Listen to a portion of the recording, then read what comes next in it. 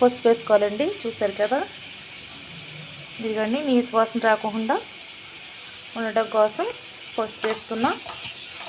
చూడండి ఏ కలర్లోకి వచ్చిందో. ఇది కొంచెం ఇంకా గ్రే అవ్వాలి, అంటే స్మెల్ అనేది పోకుండా అల్లం వెల్లుల్లి పేస్ట్ అనేది కూడా మనకి ఇంకా స్మెల్ రాకుండా ఇంకా గ్రే మనకి వేగిపోయిన తర్వాత చికెన్ అనేది వేసుకోవాలండి. చూస్తున్నారు కదా,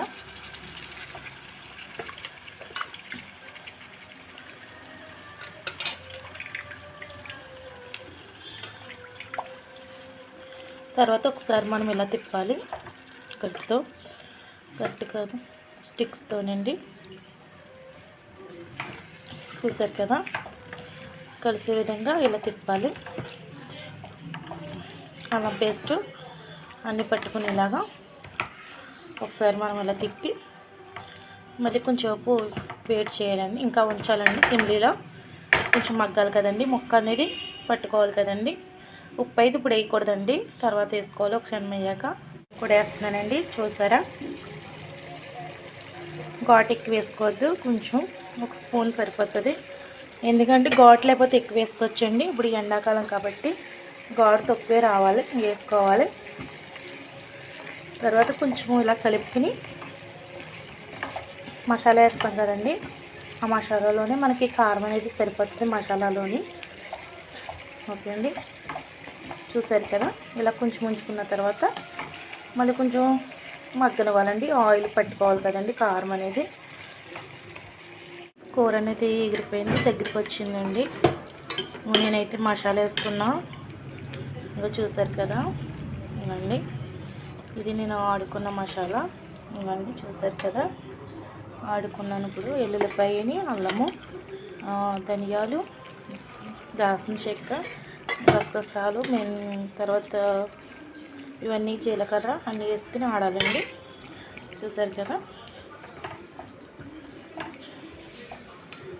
చూసారా. ఓకే అండి, ఇంకా కొంచెం మళ్ళీ ఉడకనివ్వాలండి. మసాలా అంతా ఉడికిన తర్వాత మళ్ళీ మీకు చూపిస్తాను నేను. ఇలాగ మీరు వీడియో అనేది లాస్ట్ వరకు చూడండి, మీకు అర్థమవుతుంది. టేస్టీగా ఉండే చికెన్ కర్రీ. ఓకే అండి, వేడి కర్రీ రెడీ అయిపోయింది. మీరు అందరూ తినడానికి సిద్ధంగా ఉన్నారా? ఎలా ఉందో చూసి లైక్ చేయండి, సబ్స్క్రైబ్ చేయటం మర్చిపోవద్దు, కామెంట్ కూడా చేయండి. ఓకేనండి, బాయ్. మనకి వేగిపోయిన తర్వాత చికెన్ అనేది వేసుకోవాలండి. చూస్తున్నారు కదా,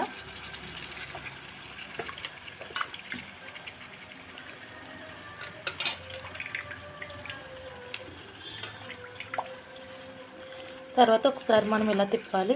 దగ్గరికి వచ్చింది కదండి, కొంచెం ఉడికింది కదండి. ఇప్పుడు ఉప్పు అనేది వేసుకోవాలండి, కల్లుప్పు. ఓకే అండి, చూసారు కదా.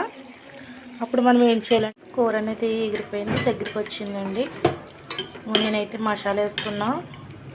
ఇంకా చూసారు కదా, ఇవ్వండి కూడా వేస్తున్నానండి. చూసారా, ఘాటు ఎక్కువ వేసుకోవద్దు, కొంచెం ఒక స్పూన్ సరిపోతుంది.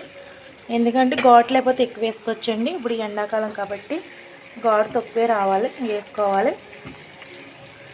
తర్వాత కొంచెం ఇలా కలుపుకుని మసాలా వేస్తాం కదండి, ఆ మసాలాలోనే మనకి కారం అనేది సరిపోతుంది మసాలాలోని. ఓకే అండి, చూసారు కదా, ఇలా కొంచెం ఉంచుకున్న తర్వాత మళ్ళీ కొంచెం మగ్గనివ్వాలండి. ఆయిల్ పట్టుకోవాలి కదండి కారం అనేది. వేడి కర్రీ రెడీ అయిపోయింది. మీరు అందరూ తినడానికి సిద్ధంగా ఉన్నారా? ఎలా ఉందో చూసి లైక్ చేయండి, సబ్స్క్రైబ్ చేయటం మర్చిపోవద్దు, కామెంట్ కూడా చేయండి. ఓకేనండి, బాయ్.